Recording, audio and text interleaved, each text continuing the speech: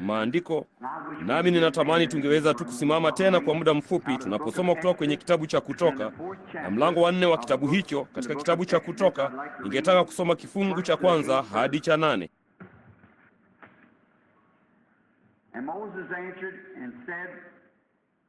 Musa akajibu akasema, lakini hawataniamini wala hawataisikia sauti yangu, maana watasema, Bwana hakukutokea.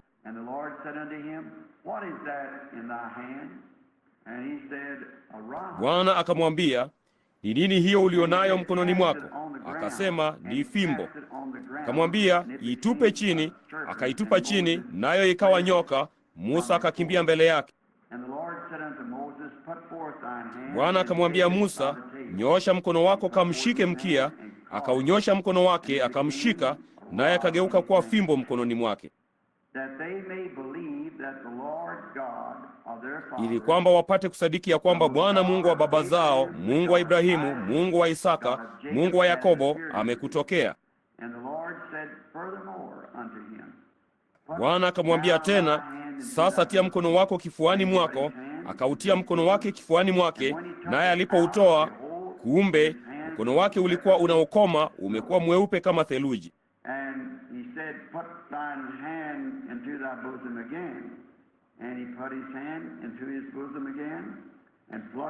Akasema, tia mkono wako kifuani mwako tena. Akautia mkono wake kifuani mwake tena, na alipoutoa kifuani mwake, kumbe umeirudia hali ya mwili wake.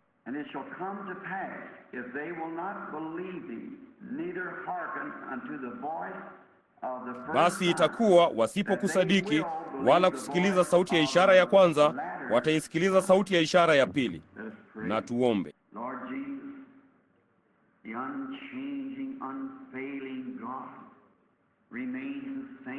Bwana Yesu, Mungu usiyebadilika, usiyeshindwa, unayedumu yeye yule jana, leo na hata milele, wala wewe hubadiliki, nasi tunashukuru sana kwa ajili ya jambo hilo. Sasa libariki neno lako na kusomwa kwa neno lako moyoni mwetu, na jalia tuwe na imani ya kukuamini wewe. Katika jina la Yesu tunaomba, amina. Ketini.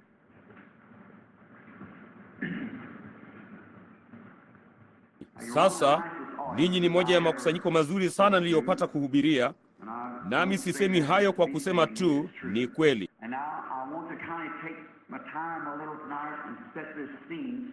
Na sasa kwa namna fulani nataka kuchukua wakati wangu kidogo usiku wa leo na kuweka mazingira haya. Kwa hiyo kusudi la kufanya hivi, nipo hapa kuwasaidia, na kama siwezi kuwasaidia ama kuwafanyia jambo fulani, vema, kuifanya mizigo ya maisha kuwa rahisi kidogo kwa ajili ya Wakristo na kumleta mwenye dhambi kwa Kristo, mimi ni mshindwa kabisa kwa ajili ya ufalme wa Mungu. Na kwa kweli nataka kuwa baraka kwa Mungu, kwa kuwa yeye ndiye nguvu zetu na uhai na msaada wetu. Sasa katika kufundisha jambo hili ninataka kunini ili kwamba mfahamu. Unaona, yapo baadhi ya mambo yanayokuja wakati mwingine ambayo ni ya ajabu sana, hata watu hawayapati vizuri, na ninafikiri ingefaa kama tunalifanya jambo hilo wazi dhahiri. Watu wengi kama vile sisi, kama huelezei uponyaji wa kiungu. Sasa wakati mwingine ndugu Roy, labda mnamo dakika chache, anasema jambo hilo, bali watu ndio ambao hawajui jinsi tu ya kushikilia uponyaji wa kiungu, na hasa wakati adui anapokuja, mbona ungeweza kushindwa vita kwa urahisi sana. Mara nyingine wakati watu wanaposhikwa na ugonjwa baada ya kuombewa, wanafikiri hiyo ni vita. La, nimeupoteza. Hiyo ndio ishara kwamba umeupata. Unaona, hiyo ndio ishara yako. Kama hujui tu, kama humjui adui wako, unawezaje kumjua kwa dakika 30 tu kila usiku katika ibada 5 ndogo, kisha unaondoka unaenda mahali pengine? Moja ya siku hizi, ninaamini Bwana, wakati ule ufufuo mkuu umetulia kote nchini, nimemwomba Bwana kama ni mapenzi yake anijalie kupata hema, nipige hema, wala isitubidi kukodisha chochote, nami nifanye ibada ya asubuhi kwa ajili ya mafundisho pamoja na wachungaji na kadhalika, labda toka saa 4 hadi saa 6 alasiri, maelekezo juu ya uponyaji, na halafu usiku huo kuwaombea wagonjwa, siku baada ya siku kwa majuma kadhaa, na halafu bila ya kuwa na ibada za Jumatano usiku ama ibada za Jumapili kuingiliana ama chochote kile, Jumapili alasiri tu, kusudi tusiingilie ibada iliyosalia, na hivyo kumruhusu kila mtu anayetaka kuja aje, tuwaombee wagonjwa, na ibilisi akirudi ama akisema jambo lolote, basi tunaweza kuingia na kulichunguza hilo na kuona ni kitu gani hasa kinachotendeka. Mnaona? Nafikiri hilo lingeweza kuwa ni baraka halisi kwa majirani, kwa wachungaji na wale wote ambao wangewajua wanaamini hili, wanaliamini kabisa, vinginevyo wasingekuwa wakihubiri Biblia. Mwaminio yeyote wa Biblia, mwaminio halisi wa Biblia, huitikia kila moja ya ahadi hizi za Mungu kwa amina. Hiyo ni kweli. Kama huwezi kuliamini lote, unasema vema, ninaamini hili bali sijui kuhusu lile, unamfasiri yule yule ambaye Hawa alikuwa naye. Alijaribu kulifasiri kwa Hawa, lo, hili ni kweli na lile ni kweli, na lo, hilo kweli ndilo, lakini hakika Mungu alisema hivyo. Na kila neno, hakuna hata neno moja wala sehemu yake moja inayoweza kukosekana, kutokubalika. Usipolikubali kwa moyo wako wote kila sehemu yake, basi afadhali usianze hata kidogo. Unaona, kumbuka, ilikuwa ni kifungu chake kimoja kidogo cha maneno kilichopinduliwa tu ambacho kilisababisha kila ugonjwa, kila huzuni ya moyoni, kila kifo, kila kitu, kilisababisha yote. Kwa kutokuamini tu kifungu kimoja kidogo cha maneno kulisababisha yote haya. Je, unafikiri kukiuka tu makusudi kifungu kimoja kidogo cha maneno kutakurudisha? Wakati watu hawakubali nusu yake mara nyingine, halafu wanajiita Wakristo. Unaona? Ni sawa, kila sehemu yake ndogo linapaswa tu kuwekwa pamoja, na kuna mmoja pekee anayeweza kufanya jambo hilo. Huyo ni Roho Mtakatifu, kwa kulifasiri kwa kutimiza kwake mwenyewe kila alichosema angefanya. Hiyo ndiyo njia pekee nijuayo. Sasa nini yetu, nitazungumza nanyi usiku wa leo, ama kufundisha kwa dakika chache juu ya somo la sauti ya ile ishara. Je, mlitambua Musa alisema pale, yeye atanini, hawataisikia sauti yangu, watasema Bwana hakukutokea. Mungu akamwambia basi, kasema, sasa ni nini hiyo ulionayo mkononi mwako? Akasema, mbona ni fimbo, mkwaju, ni ufito tu uliokauka, fimbo ya mchungaji, kitu kama hicho. Akasema, itupe chini. Akaitupa, nayo ikageuka ikawa nyoka. Akaitwaa tena, ilikuwa nyoka ama fimbo tena.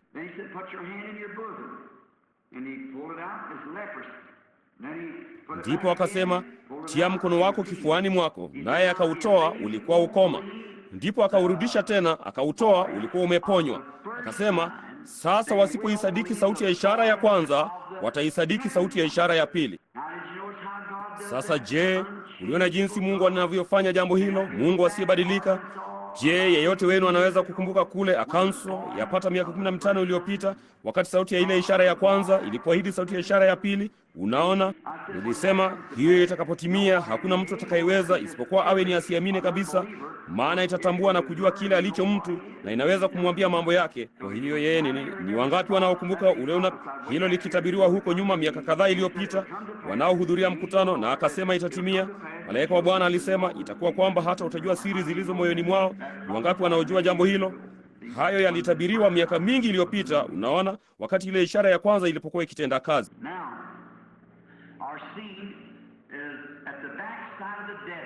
Sasa tukio letu liko huko mbali jangwani, juu ya nabii mtoro.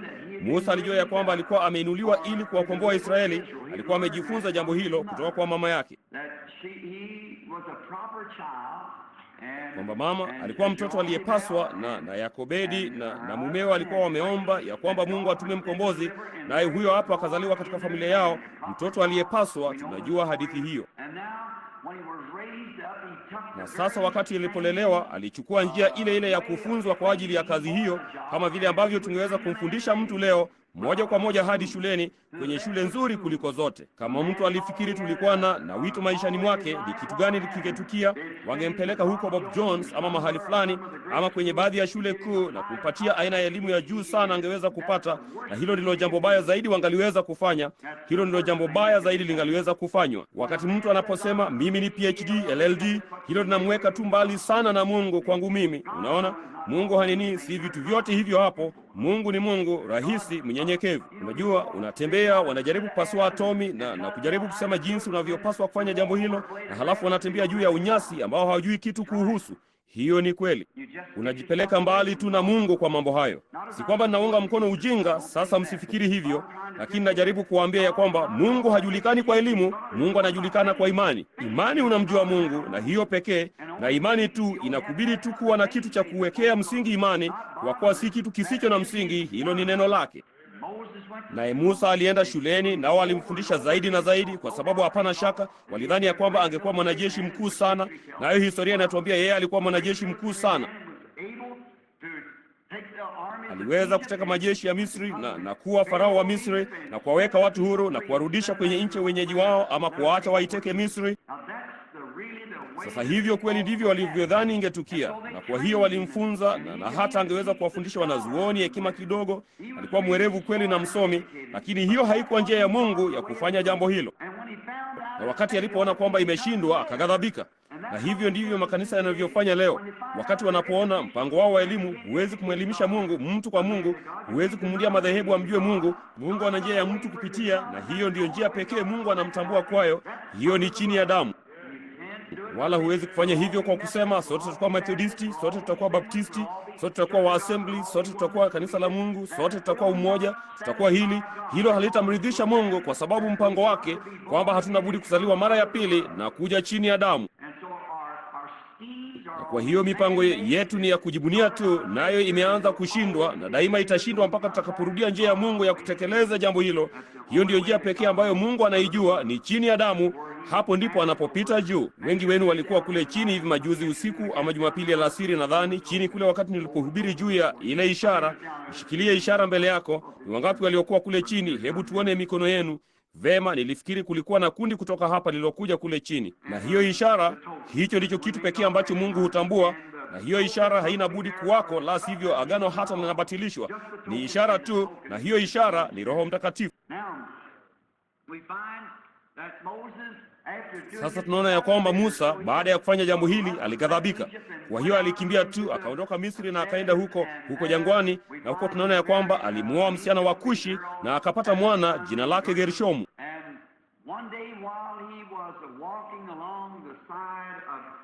Na siku moja wakati alipokuwa akitembea kando kando ya njia ya zamani aliyoijua kwenye sehemu za mbali huko jangwani akiwachunga kondoo, vema, alivutiwa na tamasha lisilo la kawaida. Na Mungu si wa kawaida kabisa. Yeye hufanya mambo kwa njia isiyo ya kawaida kabisa, kinyume kabisa na sayansi, kinyume mno na elimu, kinyume kabisa mara nyingine na theolojia ya mwanadamu, kinyume tu na hiyo. Mungu hufanya jambo hilo kuonyesha tu ya kwamba yeye ni Mungu. Na ili kufanya jambo hilo inambidi kumchukua mtu asiyejua chochote kuhusu mambo haya ili apate kutenda kazi kupitia kwa mtu huyo. Wakati Yesu alipokuja, kwa nini hakumchukua Kayafa, makuhani waliokuwa wamefunzwa na wako tayari kwa ile kazi? Alishuka akaenda kuchukua watu ambao hata wasingeweza kuandika jina lao, wasio na elimu wala maarifa. Biblia ilisema ndivyo alivyokuwa, maana Mungu huchukua kitu duni kufanya kitu fulani kutokana nacho. Unaona? Na wakati wote unapofikia mahali unapojisikia ya kwamba wewe si kitu, ndipo basi karibu uko tayari kabisa kumjia Mungu. Unapofikia mahali ambapo hujui kitu, bali unataka kujua kitu, basi yeye atajifunua mwenyewe kwako.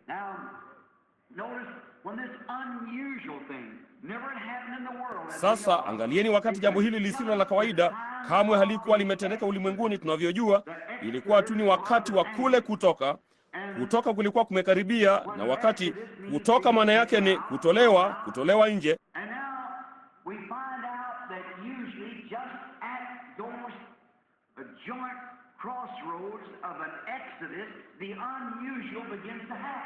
Na sasa tunaona ya kwamba kwa kawaida kwenye hizo njia panda za kutoka, yasiyo ya kawaida huanza kutukia. Ninaamini tupo hapo tena. Ninaamini tupo pale kwenye kutoka kwa bibi harusi kwenda kumlaki bwana harusi.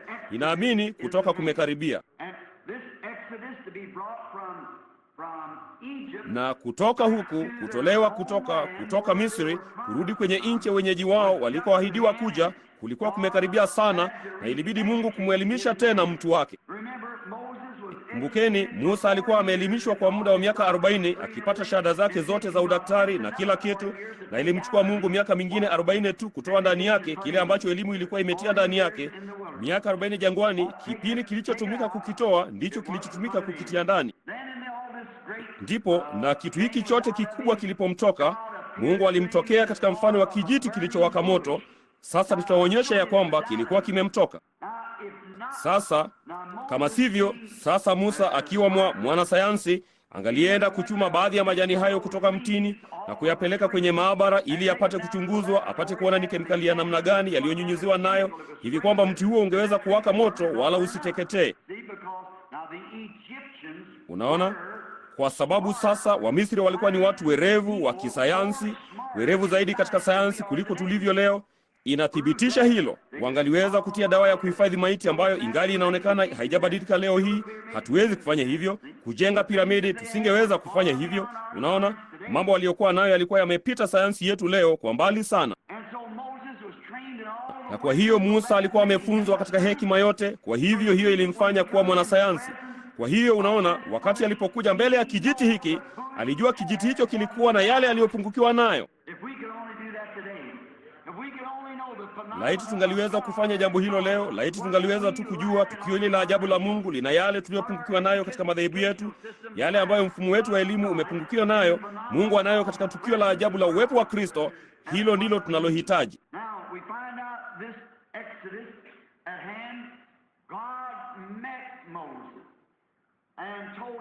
Sasa tunaona kutoka huku kukiwa kumewadia, Mungu alikutana na Musa na kumwambia kile kitakachotukia, na akampa ishara mbele, na kila ishara ilikuwa na sauti ya ishara. Kila ishara inayotoka kwa Mungu hufuatwa na sauti.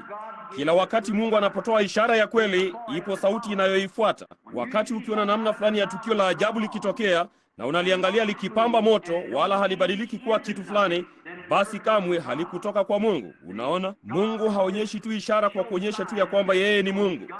Ipo sauti inayoifuata ishara hiyo. Sasa kwa msaada wa Mungu tutaona jambo hilo katika maandiko usiku huo, na tuone kama hiyo ni kweli. Unaona, hapa kijiti kilichowaka moto kilikuwa ni ishara kwa Musa.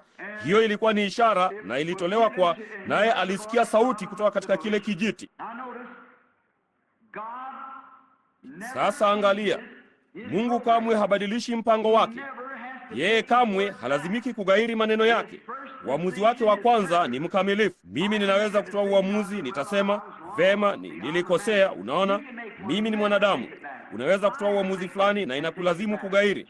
Sayansi hutoa uamuzi kisha ikaugairi. Je, mlijua hilo? Wanaweza kuthibitisha kisayansi kwamba jambo fulani ni kweli, na baada ya kitambo kidogo wanathibitisha kisayansi kwamba si kweli, bali hawatakubali makosa yao, hawatakubali yao. Sasa mwanasayansi Mfaransa yapata miaka 600 iliyopita ama kitu kama hicho, akifingirisha tufe kwa mwendo fulani kuizunguka dunia ikiwa ni ardhi, ama miaka 200 iliyopita, ninaamini ndivyo ilivyokuwa, ama 300, kitu kama hicho. Hata hivyo alithibitisha kisayansi kwa kuinua mpira huo katika mwendo huo. Kama mtu angeenda kwa mwendo wa kasi mno wa maili 30 kwa saa, kitu chochote kingine juu ya nchi kwa mwendo wa maili 30 kwa saa, mvutano ungepoteza nguvu zake na kitu hicho kingeondolewa ardhini. Unafikiri sayansi hurudi nyuma na kutambua jambo hilo? La, wanasonga mbele zaidi na zaidi. Unaona? Bali wahudumu daima wanajaribu kurejea kwenye kile mtu mwingine alisema huko nyuma yao kabisa, badala ya yale Mungu aliyosema yafanywe. Tunaukwea mti wa imani, mnaona? Na Mungu kamwe habadilishi mpango wake. Unaweza kutulia kwa dhati juu ya yale Mungu asemayo kwa mara ya kwanza. Daima inampasa kudumu na hilo. Hawezi wala kamwe hajawahi kufanya hivyo wakati wowote kulibadilisha, kwa sababu kama akibadilisha, basi yeye ana kikomo. Kama tulivyo, anakosea, hana budi kuomba msamaha na kurudi nyuma. Bali yeye ni chemchemi ya hekima yote, chimbuko la nguvu zote, asiye na kikomo, aliyepo kila mahali, ajuaye yote, mwenye nguvu zote. Unaona, yeye ni mwenye haki, yeye ni Mungu. Kama yeye si mambo hayo yote, basi yeye si Mungu, bali inambidi awe hivyo apate kuwa Mungu.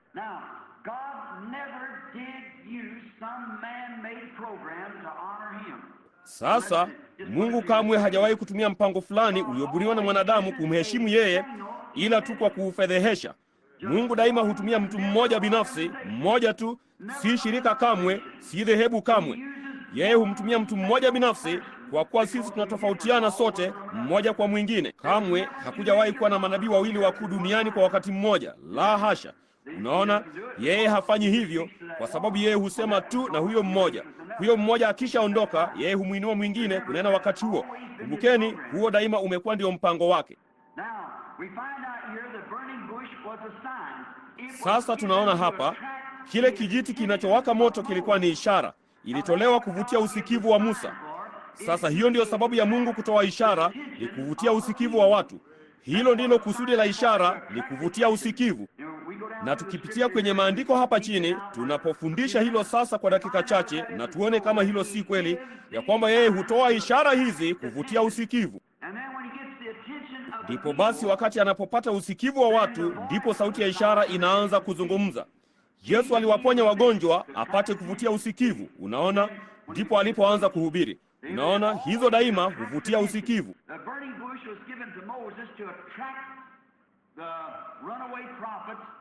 Kile kijiti kilichowaka moto kilivaa Musa huvutia usikivu wa nabii mtoro, naye akageuka apate kuona kilikuwa ni kitu gani. Ndipo hiyo ishara ikatoa sauti. Ishara yenyewe ilitoa sauti.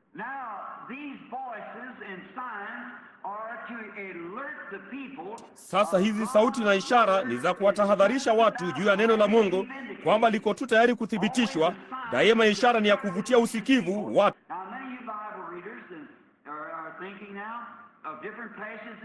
Sasa wengi wenu ninyi wasomaji wa Biblia na mnawazia sasa juu ya vifungu mbalimbali katika Biblia, na tutaendea baadhi yake, kwamba ishara inapotolewa kuvutia usikivu wa watu, kwa maana Mungu yuko tayari kunena. Anataka kusikilizwa. Anataka mtu atakayesikiliza yale atakayosema.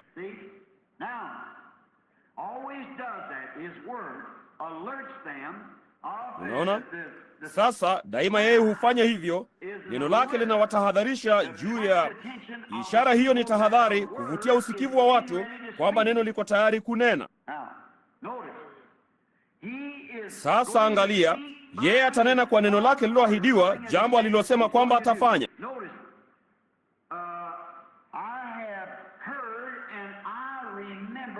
Angalia, nimesikia nami ninakumbuka ahadi yangu. Nilisikia vilio vyao huko Misri, ninakumbuka kile nilichomwahidi Ibrahimu. Unaona kile atakachofanya? Alivutia usikivu wake. Sasa yeye analo neno lake, atalitoa kwa nabii Musa, kwa maana hiyo ilikuwa, ndivyo ilivyo sasa, na daima itakuwa hivyo.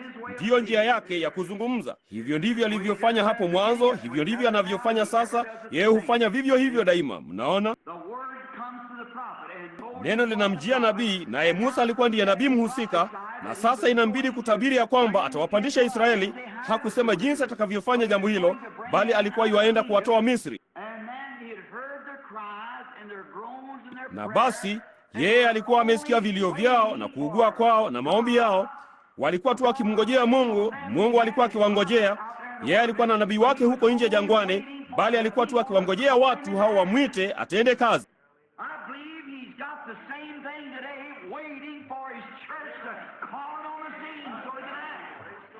Ninaamini ana jambo lile lile leo. Analingojea kanisa lake limwite aje jukwani ili yeye atende kazi. Ahadi ya leo iko tayari, bali hana budi kuwafanya watu waombe na kuugua kama walivyokuwa wakifanya zamani zile, ndipo atajitokeza jukwani. Mnaona, Musa alikuwa huko nje jangwani akingojea kule kwa muda wa miaka 40. Watu hao walikataa ile ishara. Jambo alilofanya kule kumua yule Misri haikuwa ni njia ya Mungu. Kwa hiyo alimweka huko nje jangwani na kumwelimisha tena sasa juu ya tukio hilo la ajabu sana, na sasa yuko tayari. Ndipo Mungu akasema, nilisikia kuugua kwao, nimeona kuugua kwao, wanyapara wao wakiwacharaza, nami ninakumbuka ahadi yangu. Amina. Unaona, yeye yuko tayari kunena sasa. Ameweka kila kitu katika utaratibu. Sasa anaonyesha tukio la ajabu sana lililovutia usikivu wa nabii huyo. Wakati nabii aliposhuka kwenda kule, alionyesha tukio hilo la ajabu sana, kwa maana yeye alikuwa sauti ya Mungu. Mtu angewezaje kuchukua mavumbi na kuyatupa na kusema, Bwana asema hivi? Hakuna kiroboto hata mmoja nchini, na saa kadhaa baadaye kila kitu kimejaa viroboto. Hakuna nzi yeyote popote hata kidogo, naye angesema, na kuwe na nzi. Na muda si muda, mnajua, nzi mkubwa mchafu anaanza kuruka pale, na walikuwa wakiwafurikia watu kila mahali. Ni nani, ni mtu gani angaliweza kufanya jambo hilo? Ilikuwa ni Mungu akimtumia nabii huyo, akilifanya neno lake kuwa ishara, kutoa wito, tunatoka Misri. Pale angalieni kwa makini sana sasa. Yeye atazungumza, kwa hiyo hana budi kuvutia usikivu kwa ishara, na sauti ya ishara ndiyo atakayosema. Neno lake lililoahidiwa litathibitishwa sasa. Unaona, nilitoa ahadi ya kwamba nitawatoa kwa mkono wenye nguvu, ningeonyesha nguvu zangu katika nchi hiyo na lolote atakalofanya. Sasa yeye alitoa ahadi kwa Ibrahimu, huyu hapa akiwa tayari kuitimiza. Kwa hiyo yeye anatoa ishara, nguzo ya moto ikiwa huko nyuma kwenye kijiti kilichowaka moto, naye anamwambia Musa, sasa utakuwa msemaji wangu, shuka uende kule na mimi nitakuwa pamoja nawe. Na alipofika kule, ndipo lile neno liloahidiwa ambalo alikuwa ameahidi lilithibitishwa. Hiyo ilikuwa ndiyo sauti ya ile ishara. Mnalipata sasa? Angalieni, nimesikia kuugua kwao, ninakumbuka ahadi yangu. Mungu kamwe habadiliki, yeye daima hufanya jambo hilo kwa njia ile ile. Kuja kwa nabii ni ishara ya kwamba Mungu yuko tayari kunena. Je, mlinini?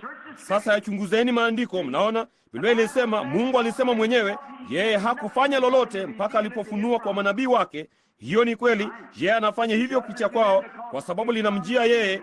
Hao ni watumishi wake, mnajua. Vema, kuja kwa nabii ni ishara inayopuuzwa na watu kila mara. Watu huipuuza, hawaipati hata kwa namna fulani, isipokuwa iwe ni wale ambao macho yao wamefunguliwa kuliona. Wale walioteuliwa kuliona huliona. Bali kule kuja kwa nabii kulikuwa ni ishara ya kwamba Mungu yuko tayari kunena, maana kama Mungu hatanena, nabii asingekuwapo duniani. Sasa kumbukeni jambo hilo, asingekuwepo duniani isipokuwa Mungu alikuwa tayari kunena. Na hivyo ndivyo anavyonena, ni kupitia njia hizo. Mungu asiyebadilika kamwe hajawahi kufanya jambo hilo kwa njia nyingine yoyote.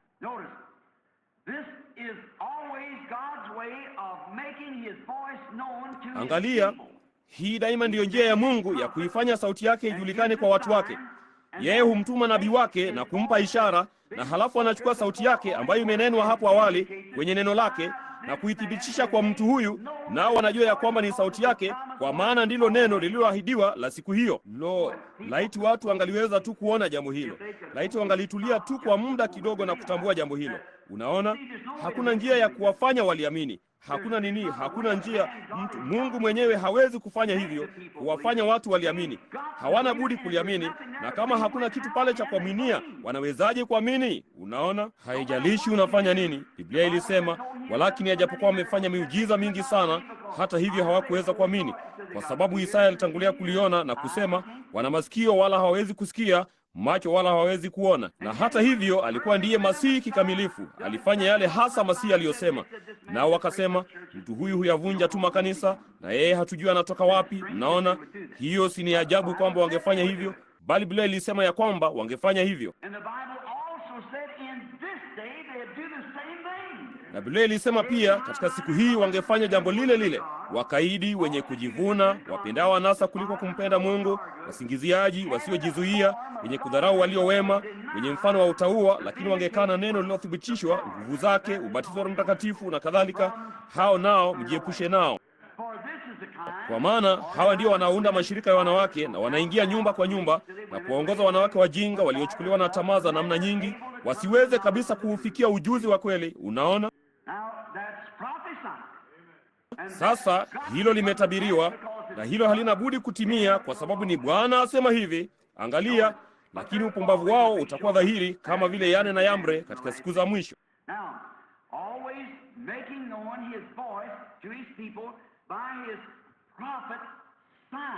Sasa daima akifanya sauti yake ijulikane kwa watu wake kwa ishara yake ya nabii. Sasa ninazungumza juu ya Musa. Hapo ndipo ninaporejea, ndipo tuone mahali tulipo. Neno la Mungu hudhihirishwa kwa sauti ya ishara. Sasa ishara iliyoahidiwa kwa ajili ya siku hii inapofanywa mbele za watu, na kisha maandiko yaliyoandikwa yanajitokeza, ndiyo sauti ya ishara hiyo. Kama haitoi sauti ya kimaandiko, basi kaa mbali nayo. Unaona, si Mungu. Maana Mungu hawezi kuahidi hili kwa ajili ya siku hii na kusema, vema, ndilo hili. Unaona, Mungu hawezi kufanya hivyo. Mungu hawezi kuahidi jambo kwa siku fulani na kusema, la, sivyo. Sitafanya hivyo. Hilo lilikuwa ni la siku nyingine. Kile anachoahidi hana budi kudumu nacho, na ishara halisi ya kimaandiko ndiyo sauti ya kimaandiko. Ishara ya Musa ambayo yeye aliiona ilikuwa ni Mungu katika nuru ulimwengu. Na basi wakati alipofanya hivyo, na je, mtu yeyote anaijua ile ishara ya kale ya Kiebrania hata kabla Biblia haijaandikwa? Ilikuwa ni umbo la pembe tatu, ama nuru ulimwengu yenye umbo la yai, kweli kabisa, ile logos. Sasa Daktari Lamsa ana hiyo kwenye Biblia yake juu ya jalada upande wa nje.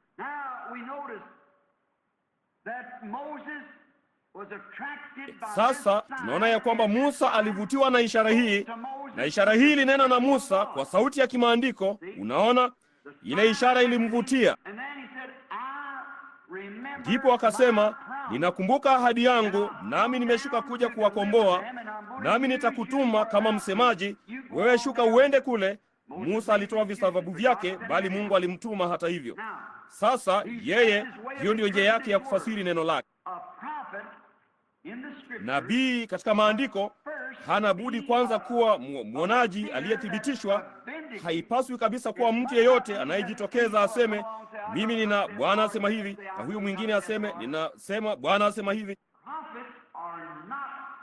Manabii hawawekewi mikono na kufanywa manabii. Manabii wanachaguliwa tangu awali kwa ajili ya wakati huo. Biblia husema wakati watakapokuja, jinsi watakavyokuwa. Manabii wanatumwa kutoka kwa Mungu. Wao ni huduma za Mungu waliozaliwa. Mungu alimwambia Yeremia, kabla hata hujazaliwa katika tumbo la mama yako, nilikuchagua kuwa nabii kwa mataifa. Unaona, wana nini tu, hilo linapaswa kuwa ndani ya mtu huyo kikamilifu. Ni nini? Si yeye, ni karama kutoka kwake. Musa alizaliwa nabii, Yeremia alizaliwa nabii, Isaya nabii, Yohana Mbatizaji nabii. Mungu alikuwa amenena kuwahusu, na yale wasemayo hayana budi kuwa ni ya kweli.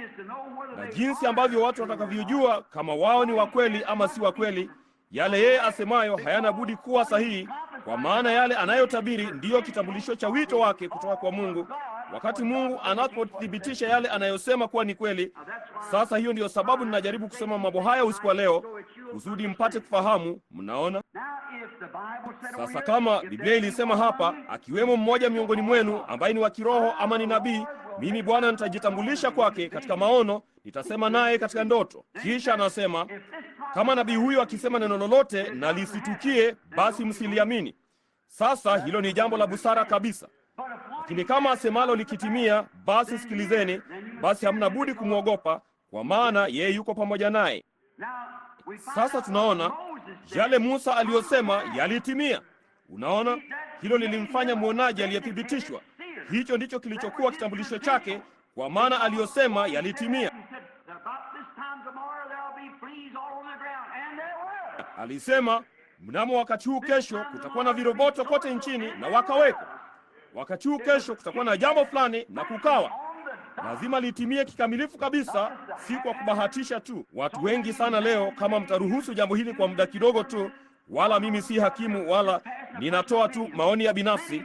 Watu wengi wameinuka, watu wazuri waliojazwa na Roho, nao wanajaribu, wanatoka.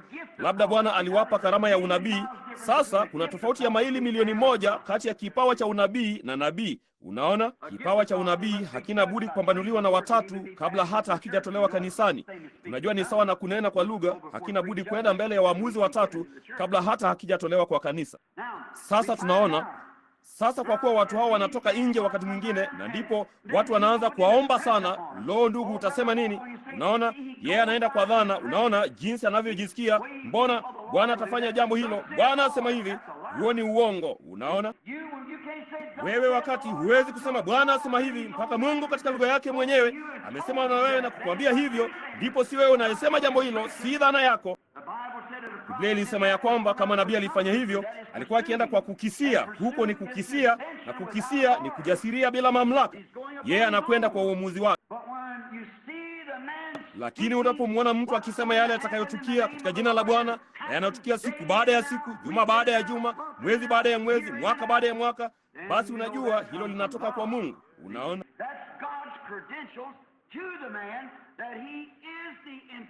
hicho ndicho kitambulisho cha Mungu kwa mtu huyo, ya kwamba yeye ni mfasiri wa neno lililoandikwa kwa ajili ya siku hiyo, kwa maana Mungu alimtuma mtu huyo kufanya jambo hilo. Laiti makanisa yangalikuwa na mafundisho mazuri makamilifu juu ya mambo haya, unaona, wangelifahamu jambo hilo. Jambo tu ni kwamba tunashika njia moja ndogo na kutimua mbio nayo kama wenda wazimu. Yaani mtu anachukua tu jambo hilo moja na kulifanya jambo la burudani. Huko ndiko kila dhehebu lilikotokea. Kama Martin Luther angaliendelea hadi aufikie utakaso, sawa. Iwapo Methodisti wa Kiwesley wangaliendelea wakaingia katika ubatizo wa Roho Mtakatifu na kurudishwa kwa karama, lote lingalikuwa ni kanisa moja kubwa la Bwana wakati wote. Lakini watu wanashika jambo hilo moja dogo na kuthibitisha kwamba ni kweli, basi hao hapo wanakaa. Lakini iliwabidi kufanya hivyo. Biblia ilisema hivyo ndivyo wangefanya. Unaona, na inapaswa kwa hivi leo. Ninatumaini ya kwamba darasa langu linafahamu. Je, mnafahamu nalomaanisha? Inua mkono wako ili kwamba mnaona na kufahamu ya kupasa ufahamu. Ewe rafiki, huu ni uzima wako. Unaona, huu ni uzima wako. Naam, kitambulisho chake ni kwamba Mungu amemthibitisha mtu huyu kwamba ni mwonaji. Sasa neno la Kiingereza nabii linamaanisha tu mhubiri. Unaona, mtu yeyote, kila mhubiri ni nabii, maana yeye anatabiri kitu fulani. Akihubiri neno chini ya uvuvio anaitwa nabii. Lakini katika Agano la Kale walikuwa zaidi ya hivyo, walikuwa ni waonaji. Unaona, walikuwa ni watu waliosema mambo yatakayotimia, nayo yakatimia. Hilo lilimpa yeye haki za kuwa mfasiri wa neno kwa ajili ya siku hiyo, kwa maana Mungu alichukua neno la siku hiyo na kulifasiri yeye mwenyewe kupitia mtu huyo. Na hilo ndilo lililomleta duniani. Yeye daima ni ishara wakati nabii anapokuja duniani. Angalieni na tunapolipitia muone kama sivyo. Yeye daima humtuma nabii wake. Unapomwona nabii akijitokeza jukwani, kaa chonjo. Tunamtarajia mmoja aje sasa, mwajua. Ndipo wakati mtakapoona jambo hilo, hebu kumbukeni tu ni jambo fulani liko karibu kutukia. Huu ndio utambulisho wake. Ndio Mungu analifasiri neno lake kwa yeye na kupitia kwake. Hesabu 12:6 inasema hivyo. Na kumbukeni, Biblia nzima iliandikwa na manabii. Kwa nini? Neno la Mungu liliwajia baada ya wao kuthibitishwa. Manabii kama vile Yashari na baadhi yao ambao walitupiliwa nje, na manabii wengi ambao hawakuendelea, bali Mungu ana njia ya kusukuma mbele neno lake wakati likiwa ni kweli. Mungu hana budi kuhukumu ulimwengu kwa kitu fulani. Wakatoliki hapa wao wanasema yeye atauhukumu ulimwengu kwa kanisa. Kama hilo ni kweli, basi ni kanisa lipi? Kama ukisema kanisa Katoliki ni lipi? La Kirumi, Kiyunani ama lipi? Unaona, yote yamesambaratika vipande vipande. Atauhukumu kwa kanisa la Kibaptisti. Basi vipi kuhusu kanisa la Kimethodisti? Unaona, yeye hawezi kufanya hivyo. Kuna michafuko mingi mno, watu wasingejua mahali walipokuwa. Lakini yeye alisema katika Biblia, kama unataka kujua kile atakachowahukumu watu nacho, atahukumu ulimwengu kwa Yesu Kristo, na yeye ni neno. Biblia basi ndiyo atakayewahukumia, neno lililothibitishwa. Hiyo ndiyo njia ya Mungu ya kuhukumu kwayo, ni Biblia. Kwa hiyo haidhuru kanuni yoyote ya imani ama madhehebu yanasema nini, wewe dumu moja kwa moja katika Biblia hiyo, maana hiyo ndiyo Kristo. Yohana Mtakatifu mlango wa 1 inatuambia hivyo. Angalia sasa, Biblia iliandikwa na manabii. Tunaona ya kwamba inasema ya kwamba watu wa kale wakiongozwa na Roho Mtakatifu waliiandika Biblia. Katika Waebrania 1 inasema Mungu ambaye kwa sehemu nyingi na kwa njia nyingi alisema na baba zetu kwa manabii, katika siku hii ya mwisho kwa mwanawe Yesu Kristo. Unaona, kwa maana yeye alikuwa ni dhihirisho la neno lote la nabii, naye alikuwa utimilifu wa neno. Neno lilikuwa ndani yake, neno lote. Yeye alikuwa Imanueli, Mungu aliyedhihirishwa katika mwili. Mungu alishuka katika umbo la Roho Mtakatifu, mbawa mbili kama huo, akishuka na akaenda kukaa juu yake, akisema, huyu ni mwanangu ninayependezwa kukaa ndani yake. Sasa tafsiri ya Mfalme James inasema pale, ambaye ndani yake ninapendezwa kukaa. Inaleta tofauti gani? Ninayependezwa kukaa ndani yake, ama yeye ninayependezwa kukaa ndani yake. Mnaona, ninayependezwa kumkaa ndani. Hilo hapo, Mungu ndani ya mwanadamu. Mbingu na nchi zikaungana, Mungu na mwanadamu wakaungana. Wakati mkuu kuliko nyakati zote hadi wakati huo uliowahi kuwa duniani ama uliopata kuwako.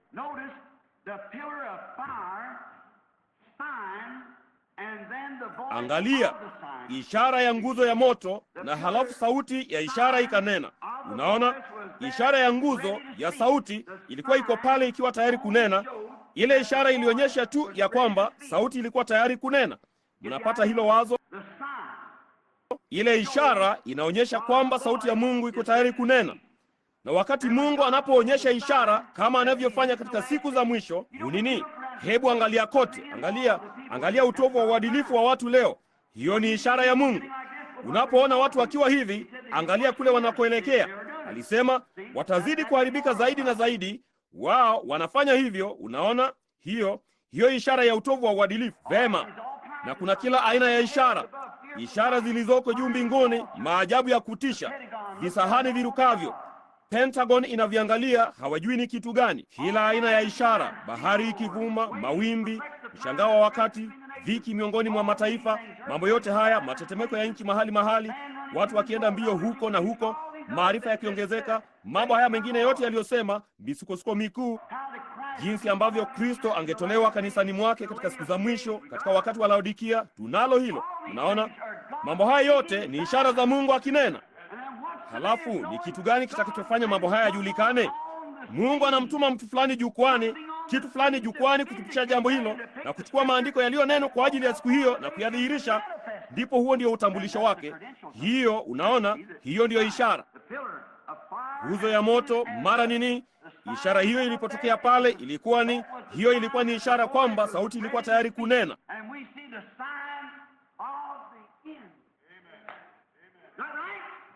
Nasi tunaona ishara ya wakati wa mwisho. Hiyo ni kweli, ishara ya mwisho.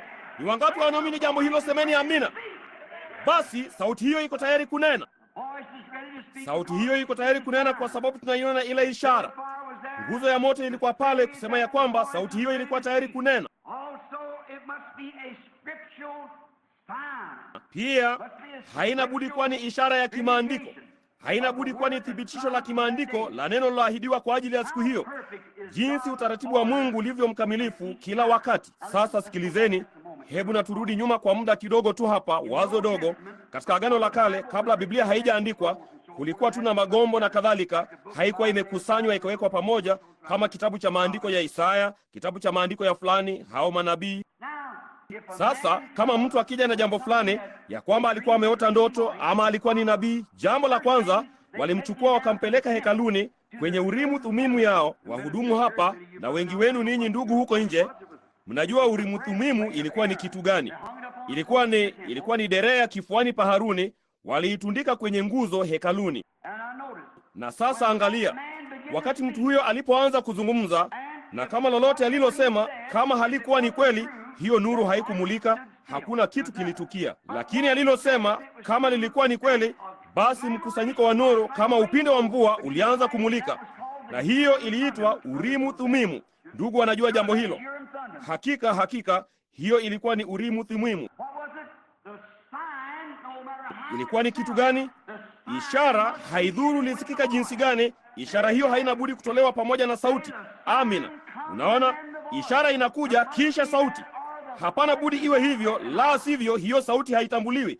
Hiyo ni kweli. Haidhuru sauti hiyo ilisema nini, ilisikika halisi jinsi gani, kama hiyo Urimu Thumimu haikuyakinisha, basi haikuwa sahihi.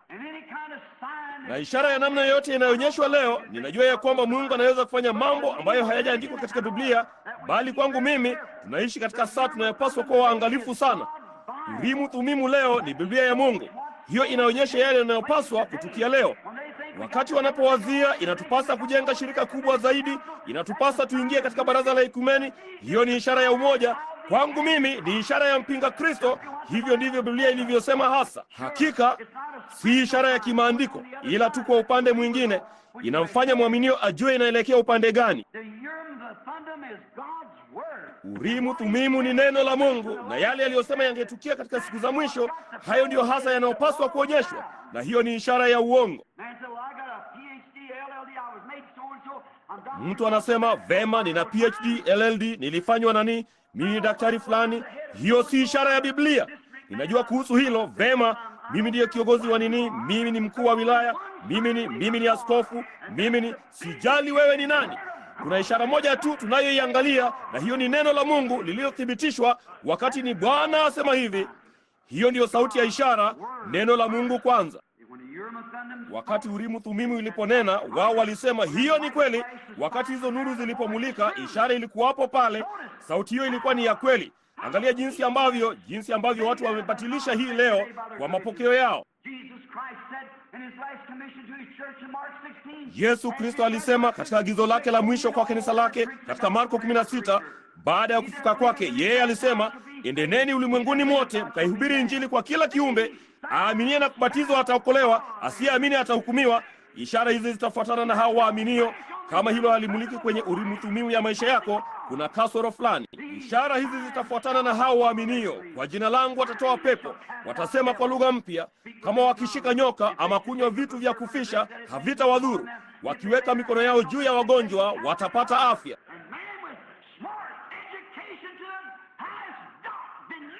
Na mtu mwenye elimu nzuri kufika kiwango cha juu sana anakana jambo hilo.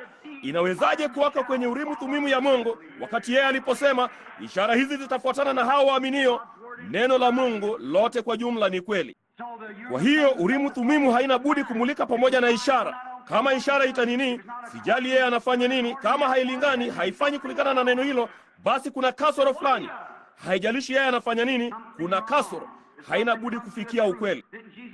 Hivi Yesu hakutuambia katika Mathayo 24:24 roho hizo mbili zingefanana sana katika siku za mwisho, ingewapoteza walio wateule kama yamkini? Sasa vaeni kofia yenu ya kufikiri, vaeni silaha zenu za Mungu.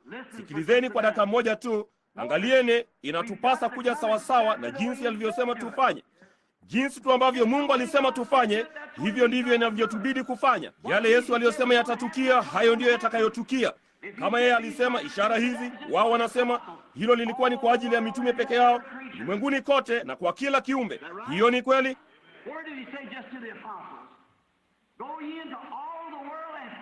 Ni wapi yeye alisema ni kwa mitume tu? Enendeni ulimwenguni kote mkaihubiri Injili kwa kila kiumbe. Ishara hizi zitafuatana na kote ulimwenguni na kwa kila kiumbe. Fulani akisema kule nyuma, yeye anajaribu kuhepa jambo hilo. Huyo si nabii. Yeye ni nabii wa dhehebu fulani, bali si nabii aliyetumwa kutoka kwa Mungu. Huenda akawa anaakisi madhehebu fulani ama nadharia fulani, shule fulani, maadili fulani, bali ninazungumza juu ya Mungu na neno lake. Urimu Thumimu ya kimaandiko, ishara ya kimaandiko, sauti ya kimaandiko nyuma ya ishara. Yona yule nabii alikuwa ishara. Ishara yake ilikuwa ni wakati alipotapika, nyangumi alipomtapika ufukoni. Hiyo ilikuwa ni ishara. Watu hao walikuwa ni makafiri, kazi yao ni kuvua samaki. Nao walimwona Mungu nyangumi akija, Mungu huyo wa baharini, na kumchukua nabii na kumtapika ufukoni apate kutoa ujumbe, naye huyo akashuka kwenda pwani. Hiyo hapo ilikuwa ishara. Sasa sauti ilikuwa, tubuni, la sivyo mtaangamia.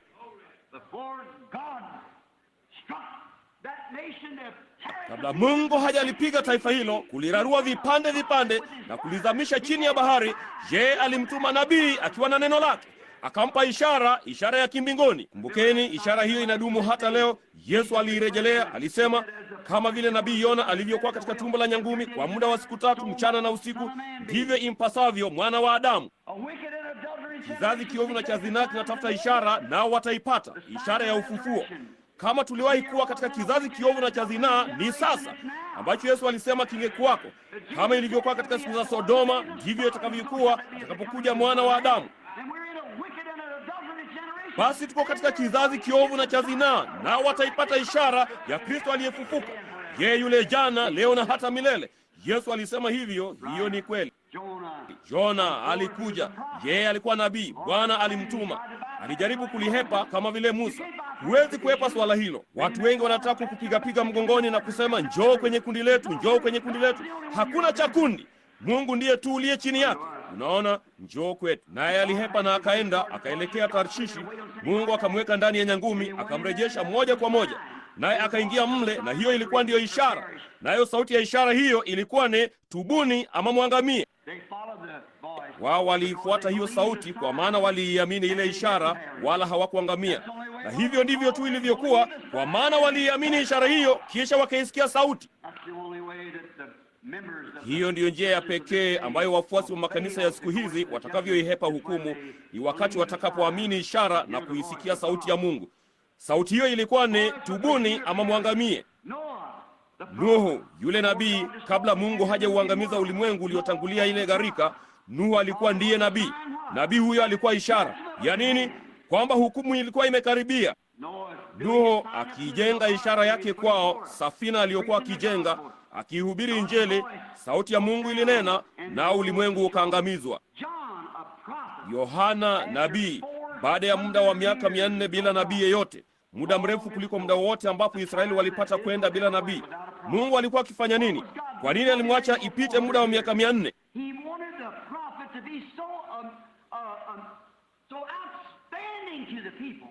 Alitaka nabii huyo aonekane kuwa mtu muhimu sana kwa watu, wapate kufahamu na kutii yale mtu huyo aliyosema. Alikuwa ametabiriwa kwamba atakuja.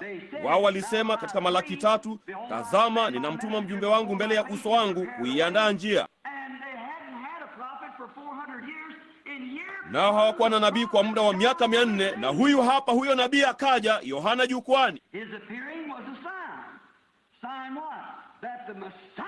Kutokea kwake kulikuwa ni ishara. Ishara ya nini? Ya kwamba kuja kwa Masihi kulikuwa kumekaribia. Alikuwa akiwavutia Israeli usikivu. Mwajua, imeahidiwa kuja tena katika siku ya mwisho. Hiyo ni kweli, kuwakusanya watu tena na kuvutia usikivu wao, mioyo yao kuirudisha kwa baba zao hapo mwanzo, kuchukua kanuni hizi zote hapa za imani na kadhalika, na kuziangamiza na kurudi kwenye yale Biblia ilisema, kuirudia imani ya baba zao, kuthibitisha Mungu aliahidi kufanya.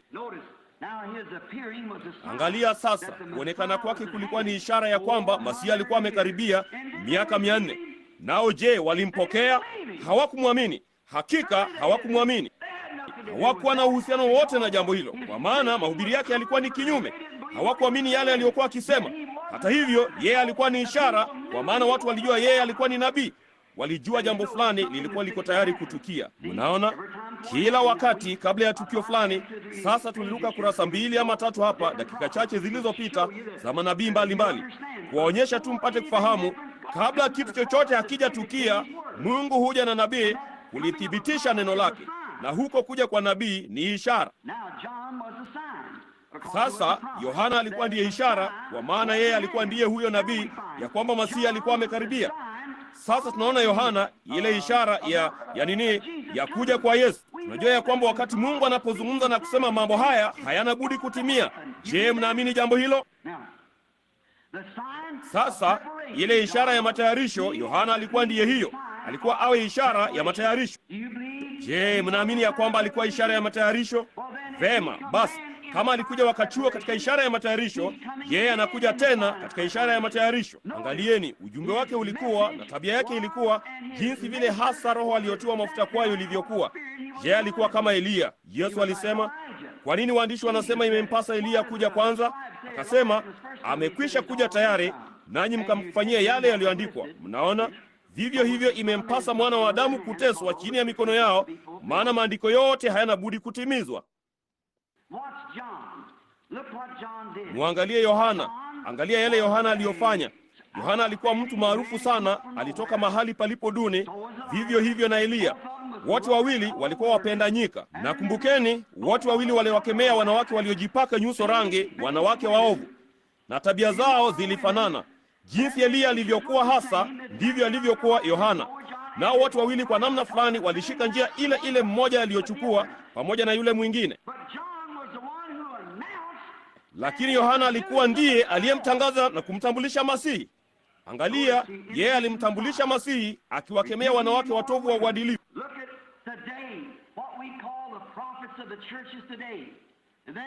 Angalia siku hizi kile tunachoita manabii wa makanisa leo, na kisha wanajiita wenyewe wa Mungu.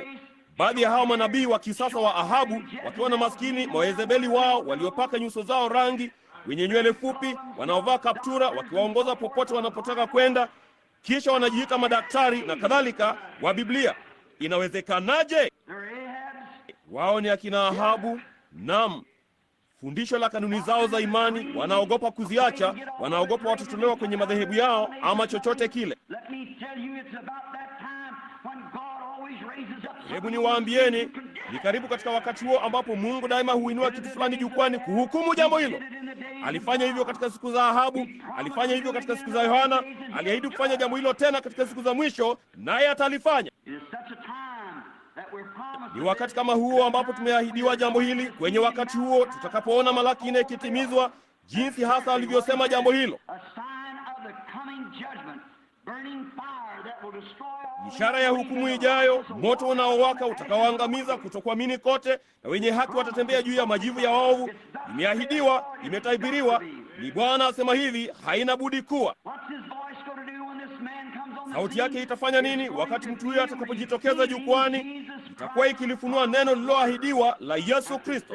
Hilo ndilo jambo pekee linaloweza kuwa, kwa maana Biblia ilisema katika Waebrania 13:8, ni yeye yule jana, leo na hata milele. Kweli. Yeye alisema pia katika Luka 17:30, kama ilivyokuwa katika siku za Sodoma, ndivyo itakavyokuwa katika kuja kwake mwana wa Adamu, wakati mwana wa Adamu atakapofunuliwa. Mwana wa Adamu ametabiriwa kufunuliwa, na itakuwa ni ufunuo wa namna gani? Itakuwa ni ufunuo wa kuishi kwake baada ya kusulubiwa kwa muda wa miaka 1900 na amefufuka katika wafu na anaishi pamoja nasi. Je, atafunuliwa? Kwa sababu ni mambo yale yale waliofanya kule Sodoma, hayana budi kurudia tena. Unaweza kulifasiri kwa njia yoyote unayopenda, lakini ndilo hilo hapo. Ni kweli tu, linajifasiri lenyewe. Neno halihitaji fasiri yoyote wakati linapojifasiri lenyewe. Likimfunua Kristo katika ahadi ya wakati huo, hicho ndicho hasa kitakachojitokeza jukwani. Paulo alikuwa na ishara. Hebu na tumwangalie. Je, mnaamini ya kwamba Paulo alikuwa ni nabii? Bila shaka alikuwa nabii. Sasa angalia, Paulo alijitokeza jukwani na akaona ishara. Je, aliona ishara ya aina gani? Nguzo ya moto, akienda zake Dameski akiwa ni Myahudi. Yesu alikuwa amekwisha kufa, amesulubiwa, akafufuka, akapaa mbinguni, naye Paulo alikuwa akienda zake Dameski wakati nuru kuu ilipompiga akaanguka. Ndipo akalia, Bwana, unani wewe? Akasema, mimi ni Yesu. Naye aliambiwa ya kwamba alikuwa ameitwa awe chombo kilichochaguliwa, chombo kilichochaguliwa. Sasa angalia, je, Paulo alikuwa na nini ambacho hao wengine hawakuwa nacho? Alikuwa na wingi wa ufunuo wa neno la Mungu. Maana Paulo ndiye aliyetambua ya kwamba Yesu wa Agano Jipya alikuwa ndiye Yehova wa Agano la Kale. Haleluya! Ningeweza kusema jambo fulani hapa. Yeye alikuwa na ufunuo wa jambo hilo. Yeye aliliandika na kulifunua, kwa maana Mungu aliliruhusu kuongezewa kwenye Biblia. Na neno huja tu kwa Biblia, kwa nabii. Na kwa hiyo basi Mungu alimfunulia Paulo, naye akaandika zile nyaraka zilizovuviwa na Mungu akaziweka katika Biblia. Jamani, akafunua ya kwamba yeye ni Kristo wa Agano la Kale, kwa maana yeye alikutana naye. Asingeweza kuelewa jinsi ile nguzo ya moto ilivyokuwa. Hiyo ndiyo iliyowaongoza watu wake toka Misri. Hiyo ndiyo iliyokuwa pamoja na Waebrania kote kote katika wakati huo. Na ndiye huyu hapa, yeye alimwona, akasema, Bwana, unataka nifanye nini? Akasema, mimi ni Yesu.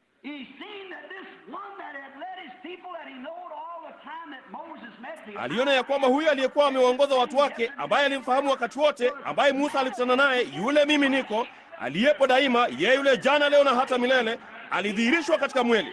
Ulikuwa ni ufunuo wake. Alikuwa nao zaidi ya hao wengine wote. Alikuwa nao kiasi kikubwa sana mpaka asije akajitukuza juu ya wingi wa ufunuo aliokuwa amepewa.